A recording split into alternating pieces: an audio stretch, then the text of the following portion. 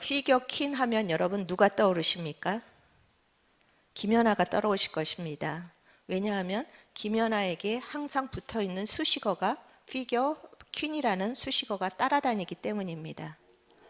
타이거 우즈는 골프 황제라는 그런 수식어를 달고 있었습니다. 그런데 그가 20명이 넘는 여자와 불륜을 저질렀다라는 그 사실이 밝혀지면서 그가 밤의 황제라는 수식어가 붙기 시작한 것입니다. 골프 황제가 아니라 밤의 황제라고 지금은 불려지고 있습니다. 그 사람의 이름 앞에 붙는 수식어는 그 사람의 삶을 잘 대변하고 있는 것입니다. 여러분의 이름 앞에는 어떤 수식어가 붙을 것 같습니까? 마음이 좀 복잡해지시죠? 삼위 하나님에게도 수식어가 있었습니다. 천지를 만드신 하나님 아버지의 수식어는 성부였습니다. 성스러운 하나님 아버지.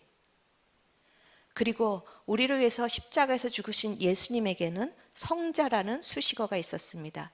성스러운 거룩한 독생자 아들이라는 것입니다. 그리고 하나님이 보내신 성령님, 그 수식어가 거룩한 영이라는 것입니다. 이 삼위 하나님에게도 공통적으로 거룩한이라는 그 이름 앞에 거룩한이라는 이 수식어가 따라다녔습니다. 요새 그 정명석, 그 나는 신이다라는 그런 그 넷플릭스에서 한 그 다큐멘터리가 굉장히 이슈가 되고 있습니다. 그러면서 그 정명석의 말투나 그 사람의 행실을 보면서 어떻게 저런 사람을 믿을까 참 의아하실 것입니다. 그런데 그 안에 들어가 보면 치유가 일어난다는 것입니다. 병든 사람의 치유가 일어나고 또 정명석이 예언하는 것들이 너무나 맞는 것이 많다고 합니다. 13대 대통령을 뽑을 때는 1번은 누구고 2번은 누구고 그냥 그 순서대로 얘기했는데 그대로 되었다고 합니다. 그리고 사람을 꿰뚫어 보는 무엇인가 해안이 있었다고 합니다. 그러니 그 사람이 특별하게 보였을 것입니다. 이단과 이 정통 기독교를 가르는 것은 능력이 아니라 거룩입니다. 하나님께는 많은 수식어가 있습니다. 전능하신 분, 우리를 위로하시는 분, 우리를 위해서 죽으시는 분, 그런 많은 수식어가 있지만 공통적으로 붙는 수식어가 거룩이라는 것은 그 하나님의 많은 속성들 중에서 이 거룩이 하나님을 가장 대표하는 성품이기 때문입니다. 그래서 하나님께서는 레위기 11장 45절에서 내가 거룩하니 너희도 거룩할지어다 하고 우리에게 명령을 하십니다. 우리가 예수 그리스도를 믿음으로 인하여서 예수님의 십자가의 죽음에 연합됐고 우리는 예수님의 십자가의 부활에 연합되어서 다시 새 생명을 얻었고 피조물이 새로운 피조물이 되었고 또 예수님이 하나님 우편에 앉아서 통치하실 때 우리도 그 통치에 참여하는 자가 되었습니다. 그럼 마땅히 하나님과 연합된 예수님과 연합된 우리에게 따라붙는 수식어도 거룩이라는 것입니다.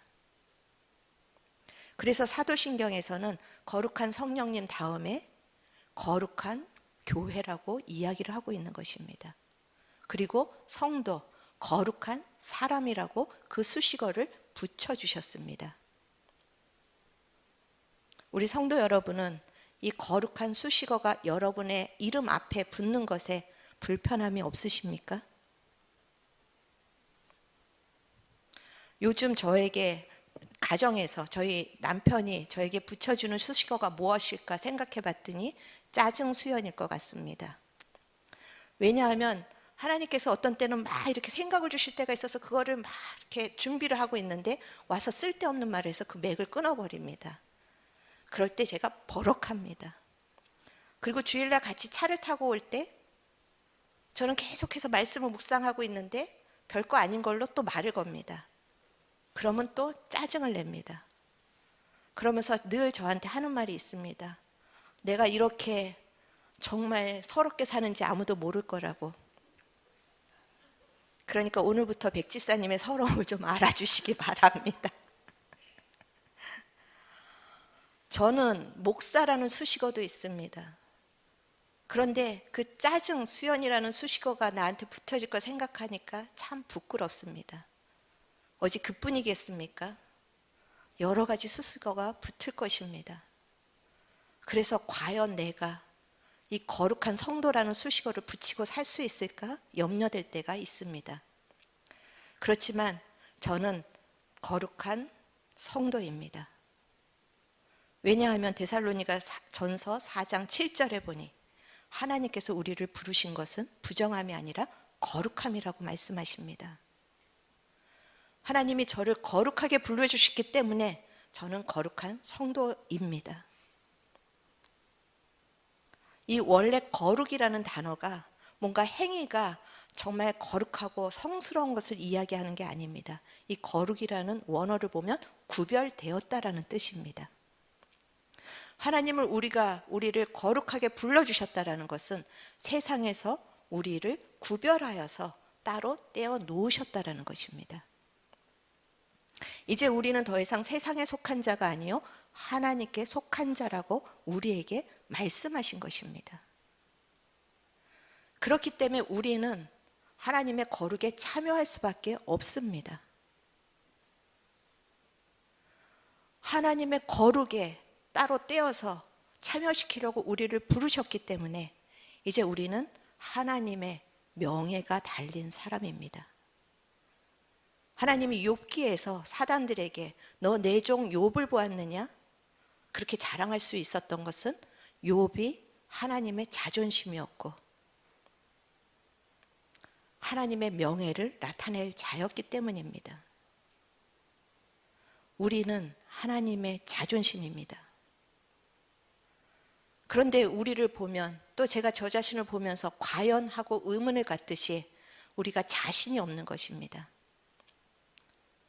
그러나 오늘 데살로니가 전서 4장 7절에서 너희들은 거룩함을 위해서 불렀다라는 그 말씀이 여러분을 성도라고 부르기에 부족함이 없다라는 것입니다.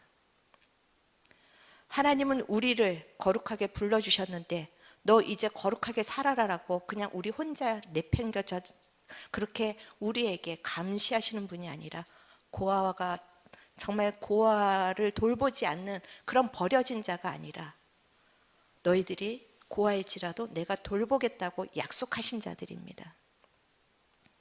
하나님이 우리의 거룩함에 관여하시겠다라는 말입니다.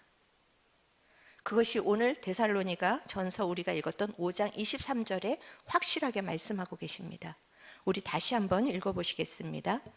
평강의 하나님이 친히 너희를 거룩하게 하시고 또 너희의 온 영과 혼과 몸이 우리 주 예수 그리스도께서 강림하실 때 흠없게 보존되기를 원하노라. 아멘.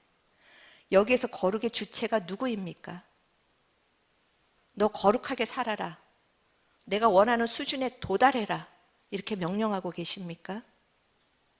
주체가 평강의 하나님이십니다. 내가 온전하게 거룩하게 할 것이다. 그리고 보존되기를 원한다. 수동태입니다. 누군가에 의해서 우리는 흠없게 보존될 것이라는 것입니다. 바로 우리 안에 거룩의 영, 성령께서 이 일을 이루시겠다라는 약속이십니다. 물론 우리가 노력하면 조금 개선될 수 있습니다. 그러나 우리는 하나님이 원하시는 온전한 수준에 이룰 수 없습니다. 예수 그리스도의 심판대 앞에 설 때까지 우리가 흠도 없이 보존될 수가 없는 사람들입니다. 조금만 흔들어도 이 마음 안에 가라앉았던 찌꺼기들이 다 올라오는 우리가 그런 자인데 얼마나 노력을 해서 하나님이 원하시는 거룩에 이룰 수가 있겠습니까? 우리가 거듭난 자라면 하나님 반드시 우리를 거룩하게 만드실 것입니다. 그래서 우리는 성도라고 불리는 것에 부끄러움이 없을 그런 지경으로 우리는 나갈 것입니다. 이것이 하나님께서 우리에게 원하시는 믿음이고 너무나도 부족하고 없는 게 많고 정말 이 힘든 사람들 정말 다시는 저런 사람 보고 싶지 않다고 하는 사람들이 모인 이 교회를 거룩한 교회라고 수식어를 붙여주셨습니다. 그리고 날마다 죄 가운데 빠지고 어둠에 헤매이는 저희들을 성도라고, 그 캐톨릭에서 성인이라는 그런 동일한 우리에게 수식어를 붙여주신 것입니다. 이것을 믿으십니까? 잘 안 믿어지시죠? 왜냐하면 자꾸만 내가 거룩해 하려고 했는데 실패한 경험들이 많으시기 때문일 것입니다. 그렇지만 오늘 데살로니가 전서에서 하나님이 거룩하게 하시겠다고 약속하신 이 말씀에 따라서 성령님은 오늘도 우리를 거룩하고 하게 계십니다. 그러면 어떻게 하나님이, 성령님이 나를 거룩하게 만들어 가시는가? 첫 번째, 성령님은 말씀으로 우리를 거룩하게 만들어 가고 계십니다. 20절에 예언을 멸시하지 말라고 하십니다. 그런데 이 예언은 너는 이렇게 될 것이다, 너는 이런 것들이 회복될 것이다, 그렇게 어떤 우리의 앞날을 맞추는 것이 예언이 아닙니다. 성경에서 말하는 예언은 하나님의 생각을 대변하는 것을 예언이라고 합니다. 하나님의 마음이 무엇인지를 알려주는 것이 예언입니다. 그래서 이 강단에서 선포되는 말씀이 예언인 것입니다. 그리고 여러분이 읽을 때 감동이 있는 것이 예언인 것입니다. 하나님은 말씀을 읽을 때 우리 안에 무엇인가를 일으키십니다. 디모데후서 3장 16절에서부터 17절에 보면은 성경을 우리에게 주신 목적이 책망과 교훈과 책망과 바르게 함과 의로 교육하려고 주셨다고 합니다. 강단에서 선포되는 말씀을 통해서 아, 이렇게 살면 안 되겠구나, 그렇게 우리의 생각을 교정해 주면서 우리를 깨끗하게 하고 계십니다. 말씀을 읽을 때 아, 내가 이렇게 속이 좁은 사람이구나, 내가 이렇게 왜곡됐었구나, 그거를 알려주시면서 우리의 마음을 정결하게 만들어 가십니다. 그리고 그 말씀을 통해서 어느 자리까지 만들어 가십니까? 선한 일을 하기에 부족함이 없는 자리까지 만들어 가신다라는 것입니다. 그렇기 때문에 내가 노력해야지, 그 이전에 말씀을 여러분이 성령으로 받으시기를 축원합니다. 지금 현대교회는 말씀이 너무 많습니다. 지식으로 성도들이 이제는 목회자보다 더 똑똑합니다. 그런데 예언을 멸시하지 말라. 이 말씀을 지식으로는 깨닫지만 멸시하고 있다는 것이 우리의 문제입니다. 여러분이 많은 말씀을 깨닫는 것이 중요한 것이 아니라 한 가지 말씀이라도 붙들고 여러분을 교육하고 여러분을 책망하고 여러분을 바르게 할 때 여러분은 반드시 거룩해질 것입니다. 이제 그 말씀이 날마다 우리의 생각과 마음과 우리의 모든 몸을 씻어내시는 것을 믿으시기 바랍니다. 너희의 영과 혼과 몸이 흠없이 보존하게 하시겠다는 약속을 오늘도 붙잡고 여러분이 다른 것으로 여러분을 거룩하게 만들려고 발버둥 치지 마시고 먼저 말씀이 여러분의 인생에 있게 하시기를 축원합니다. 그리고 또 성령님은 두 번째로 우리에게 회개의 마음을 부어주심으로 우리를 거룩하게 만들어 가십니다. 그 말씀이 22절에 악은 어떤 모양이라도 버리라. 악한 것은 조그만 어떤 것이라도 모양이 있는 한 다 버리라고 끊어내라고 말씀하십니다. 그런데 여러분, 가능합니까? 야, 그래도 나는 남한테 피해 주지 않고 이 정도는 살았는데, 그런데 자꾸만 교회 나오면 죄인이라고 합니다. 그리고 이거 하면 안 되고 저거 하면 안 되고 이게 문제고, 아니 위안을 얻으려고 나왔는데 마음은 점점 무거워집니다. 오늘도 악은 어떤 모양이라도 버리라. 도대체 어디까지 버려야 합니까? 그런데 우리가 이 말씀을 또 뒤집어서 생각할 때 나는 악을 버릴 수 없는 사람이라는 것을 인정하라는 것입니다. 그것이 로마서 3장 20절에 우리에게 율법을 주신 것은 율법을 지키라가 아니라 율법으로 무엇을 하라고 주셨다고 합니까? 죄를 깨달으라고 주신 것입니다. 회개는 죄를 깨닫는 것에서부터 시작을 합니다. 나는 도저히 악을 버리려고 노력했지만 이 작은 모양조차도 버릴 수 없는 것이 나라는 현실을 자각하는 것에서부터 회개가 시작됩니다. 그런데 우리는 성경적인 회개와 종교적인 회개 사이에서 늘 혼란을 겪고 있습니다. 개신교는 카톨릭의 고해 성사를 비판합니다. 그리고 우리는 신부에게 토설하는 것이 아니라 하나님께 직접 나가서 나의 모든 죄를 토설할 수 있다라고, 그것이 우리의 위안이 되고 또 자부심이 됩니다. 맞습니다. 그런데 그 토설하는 이 마음의 태도를 보면 카톨릭에서 하는 고해 성사랑 별로 다를 것이 없는 것을 참 자주 발견하게 됩니다. 물론 하나님 앞에 한다고 하지만 그냥 이름만 바뀌었을 뿐, 신부에서 그냥 하나님의 이름만 바뀌었을 뿐, 자기의 하나님 나는 이런 죄를 졌어요, 그렇게 토설하고 그냥 울면서 회개하면, 후회하면 그것이 회개했다라고 생각하고 좀 마음에 짐을 덜어놓습니다. 그리고 고해 성사를 한 다음에 신부가 어떻게 하십니까? 너는 이 정도의 죄는 며칠간 이런 봉사를 해라, 이 정도의 죄면 한 달간 봉사를 해라, 그렇게 그 죄를 씻을 수 있는 또 다른 방법을 이야기해 줍니다. 우리가 회개하는 마음을 가지고 그래 이제 열심히 살자, 그렇게 또 결단을 한다라는 것입니다. 신부가 이렇게 하면 네 죄가 없어질 것이다, 그렇게 이야기하는 것처럼 우리가 예수님의 보혈이 충분하지가 않고 내가 조금 더 열심히 봉사하고 내가 조금 더 열심히 섬기고 기도하고 그러면서 자기 안에 죄책감을 덜어내는 것들을 계속 반복하고 있다는 것입니다. 성경적 회개는 그것이 아닙니다. 성경적 회개는 내가 아무것도 선한 것을 이룰 수 없다라는 것을 깨닫고 하나님 앞에 온전히 자기 자신을 내어드리는 것이 성경적인 회개인 것입니다. 죄라는 것의 원어가 그 어떤 행위가 아니라 관역에서 벗어났다라는 뜻을 가지고 있습니다. 하나님께서 벗어났기 때문에 우리가 죄를 짓는 것입니다. 우리의 마음이 하나님께로부터 벗어났기 때문에 우리의 행실이 그렇게 악하게 흘러가고 있는 것입니다.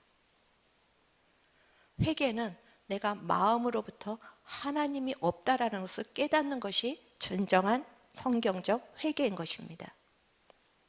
여러분이 잘 아시는 탕자, 그는 하나님을, 자기 아버지를 떠나서 세상에서 허랑방탕하게 살았습니다. 그런데 그가 내가 허랑방탕하게 살았으니까 이제는 선하게 살아야 되겠다 결심해서 회복된 것이 아닙니다. 그는 내가 아버지의 품을 떠나온 것이 나의 삶의 비참한 것인 것을 알고 아버지의 품으로 돌아갔습니다. 그럴 때 하나님께서 그를 회복시켜 주셨습니다. 내가 이런 행동을 하면 안 되지, 나 이제부터 열심히 이제 행동하지 않기로 결심해야지, 그걸로 우리가 거룩해지는 것이 아니라 하나님을 떠난 나에게 나올 수 있는 것은 악한 것밖에는 없구나, 그래서 내 마음이 다시 하나님께 돌아가겠다라고 결정하는 것이 회개인 것입니다. 요한복음 16장 13절, 성령께서는 우리 안에서 이 일을 일으키십니다. 성령은 진리로 인도하는 영이라. 진리가 무엇입니까? 예수님이십니다. 성령은 우리를 예수님의 십자가로 인도합니다. 내가 정말 성령 안에서 일어나는 회개를 하고 있다면 이전보다 더 예수님의 십자가 앞으로 가까이 가는 것이 지금 내가 올바른 회개를 하고 있다라는 것입니다. 그냥 예수님의 십자가의 공로도 없고 그냥 내가 열심히 살아야지 그렇게 마음을 먹고 있다면 여러분의 회개를 한번 다시 점검해 보시기를 바랍니다.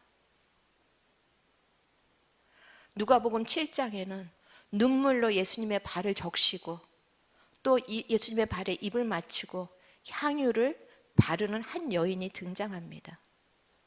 이 여인은 동네에 소문난 정말 그런 문제가 있는 여인이었습니다. 그 여인은 창녀라는 이야기가 지배적입니다. 동네에서도 손가락질하는 누구나 알 수 있는 문제가 많은 더러운 여자였습니다. 그런데 예수님의 평가는 달랐습니다. 누가복음 7장 47절에 보니 예수님께서는 그 여인이 누구보다 예수님을 사랑했다라고 평가를 하십니다.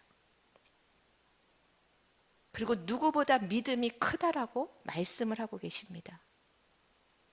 왜냐하면 그 여인은 자기의 죄를 정말 가슴으로 찢고 있었기 때문입니다.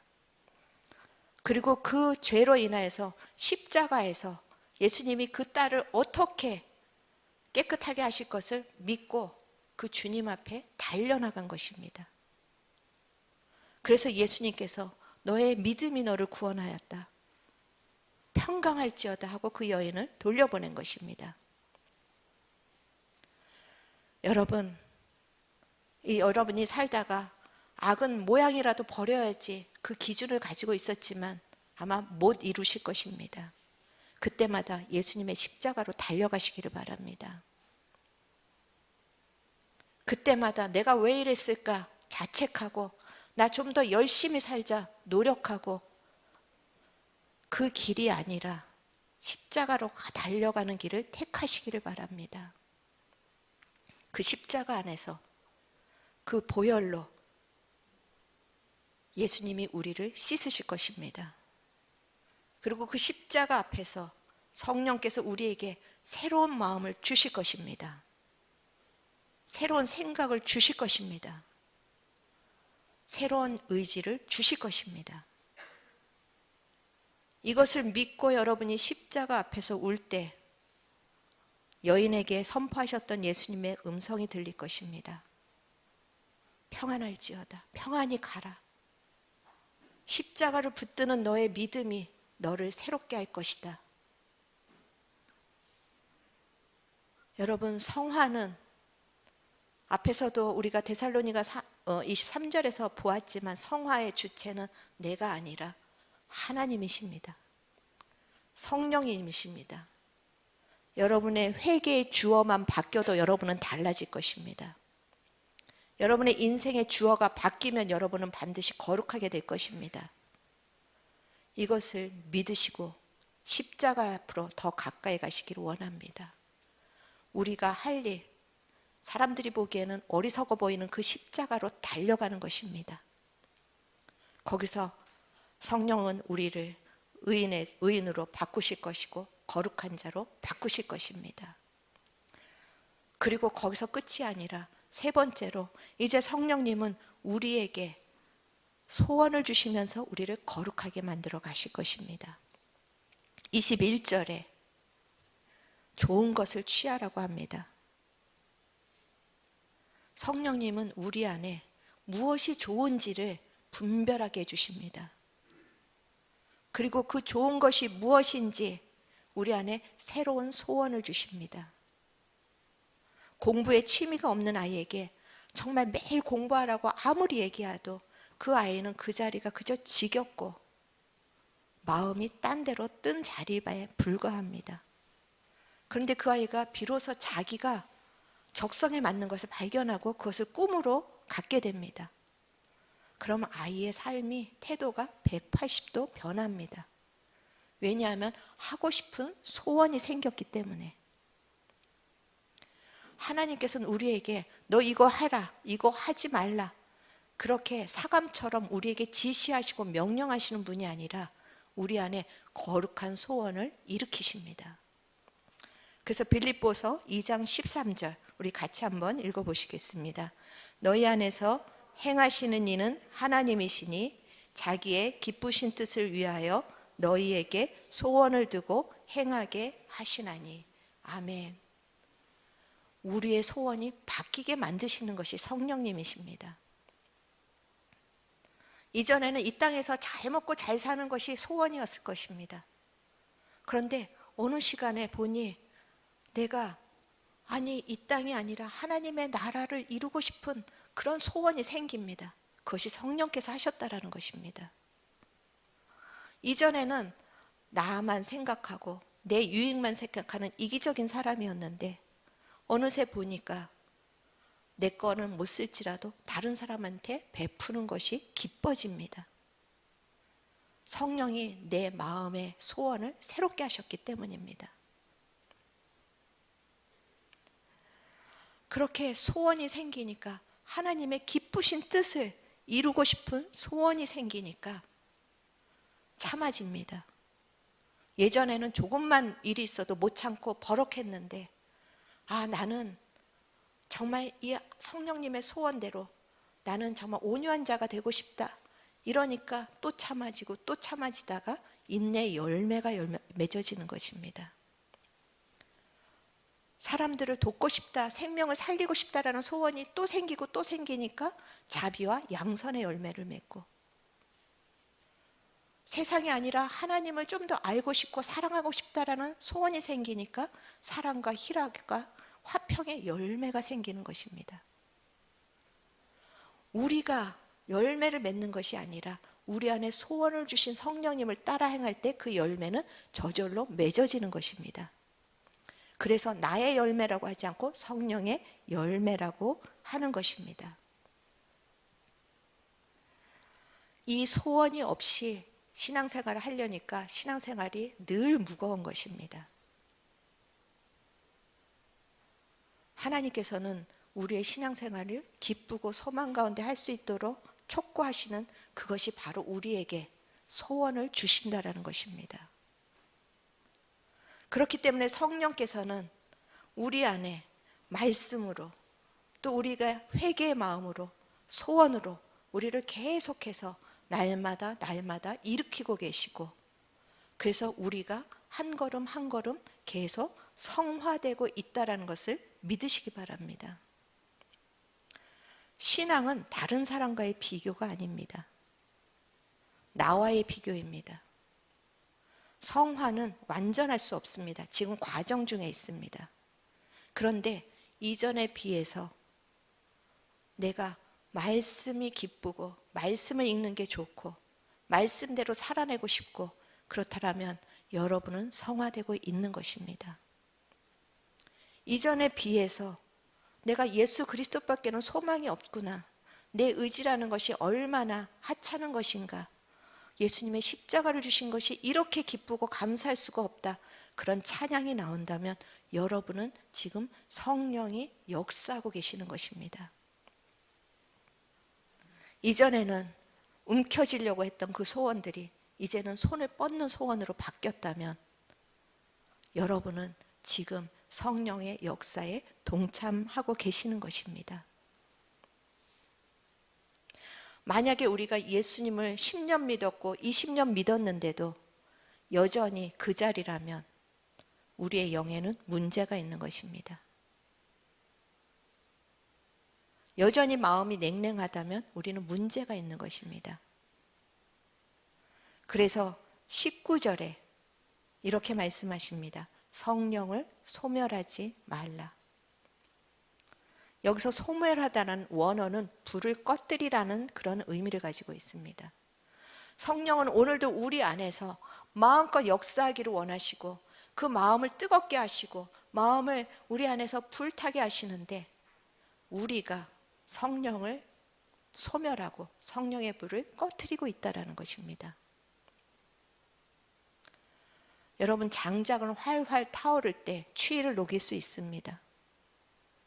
활활 타오를 때 그 주변을 밝힐 수가 있는 것입니다.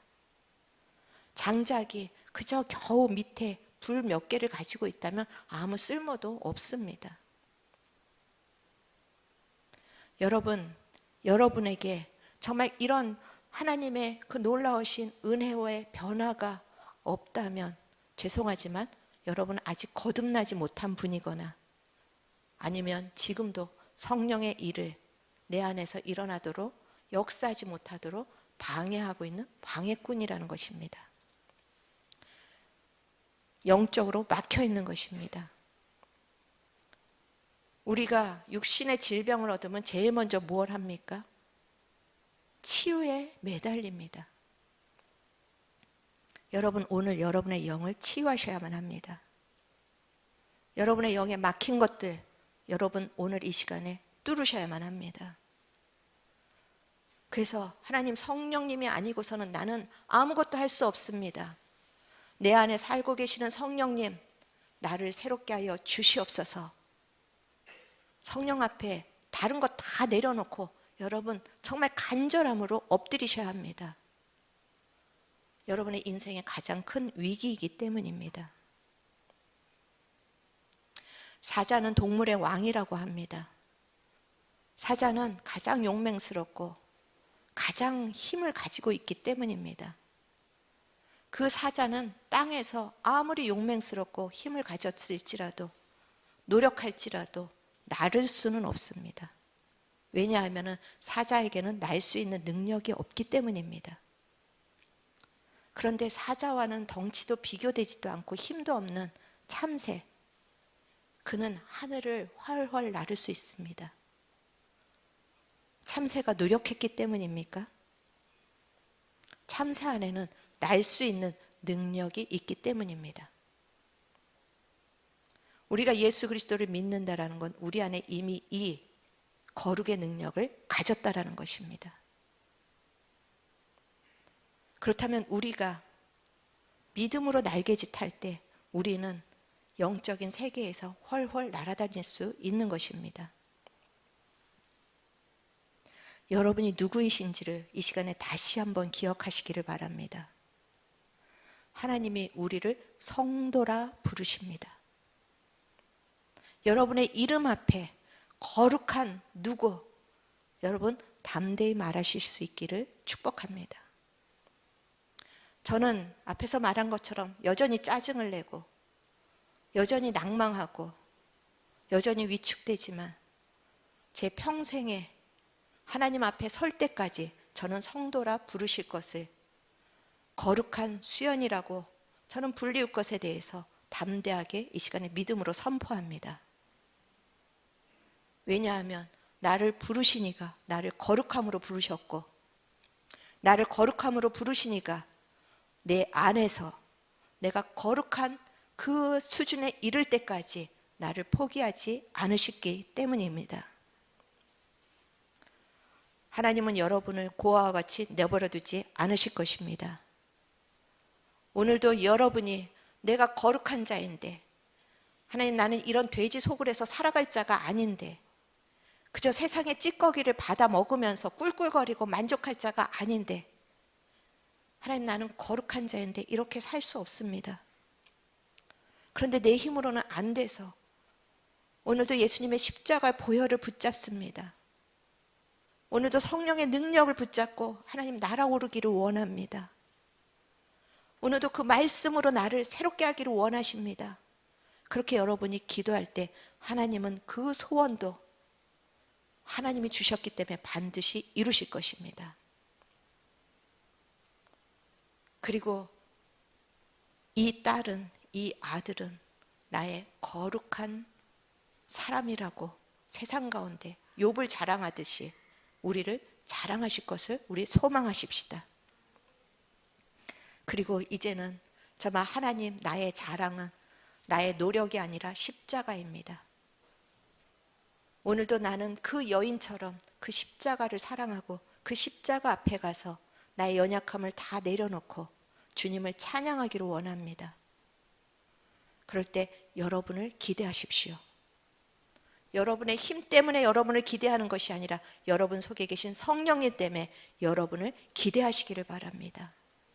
그분이 반드시 우리를 성도라 부르기에 부족함이 없는 자로 이루어 가실 것입니다. 이 축복을 다 받으시는 귀한 우리 성도님들 되시기를 주님의 이름으로 축원합니다. 우리 이 시간에 함께 찬양할 때 정말 여러분 이 말 한마디 한마디가 여러분의 고백이 되기를 원합니다. 성령님, 거룩하신 성령님 임하시옵소서. 이미 임했다면 거룩하신 성령님 내 안에서 다시 불로 일어나시옵소서. 그런 마음으로 우리가 같이 찬양하고 기도하시겠습니다.